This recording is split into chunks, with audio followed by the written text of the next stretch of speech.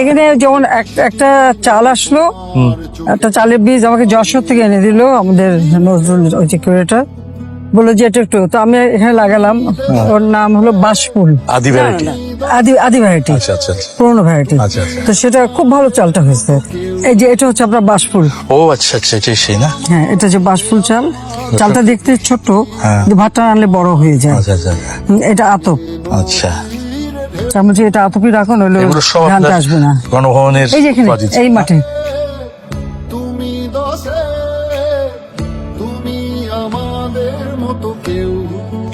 একটু দেখেন আপনি যে মৌমাছি মৌচাক, হ্যাঁ,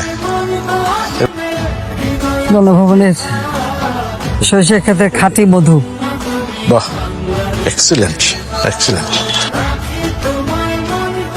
এমনি অনেকে কাজ করে, তো যারা কর্মচারীরা আছে কাজ করে। তো আমি বলি সবাইকে যেটুকু হোক একটু একটু করে দিয়ে দেবেন।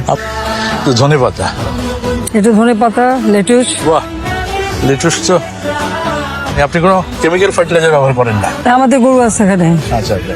গরুর গোবর থেকে সার হয়, সেটাই ব্যবহার করা হয়। এই যে শিমও আছে, কেবল ছোট। বাহ, এটা হচ্ছে ব্রোকলি। ব্রোকলির কিন্তু আবার আছে, একবারে কেটে গাছ কাটবেন না, একবার কাটলে আবার দুবার তিনবার আসে। এটা বথুয়া শাক বলে, বথুয়া। হ্যাঁ, যে গ্রামের বৈত্যা শাক বলে। গ্রামের মধ্যে বৈত্যা বলে। এটা বলে যে গরিবের মাংস, এটা নাকি খুবই পুষ্টিকর বথুয়া শাকটা। শাক থেকে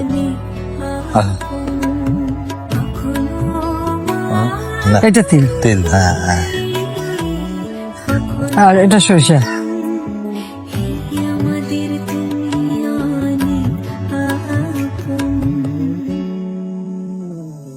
আপনি চান আপনার ওর হাঁস মুরগি খাবার দেখাই নিয়ে আসেন।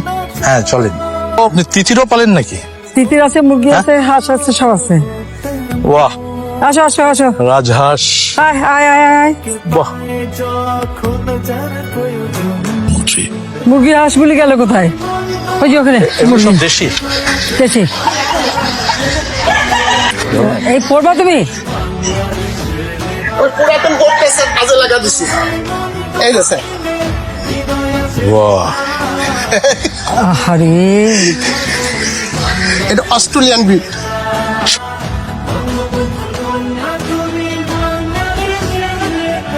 বাড়িতে বসে একটু করবে। এগুলার আপনার বক্তব্যের ভিতরে বলেই আছে। এটা কিন্তু আমাদের তেজপাতা গাছ, আমরা তেজপাতা কিন্তু পেরে পেরে খাই। হ্যাঁ, এই যে এটা তেজপাতা।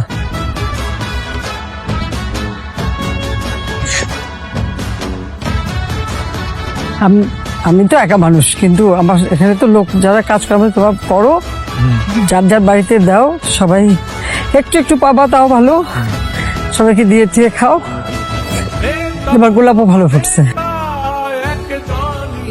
এই যে আমার হিজল গাছ, বাহ, তুমি ফেলে লাগানো।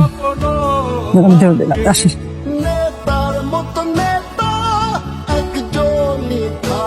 বাহ। ওরা হাঁসটা টাইমলি চলে আসে, আজকে আমি আগে চলে আসছি।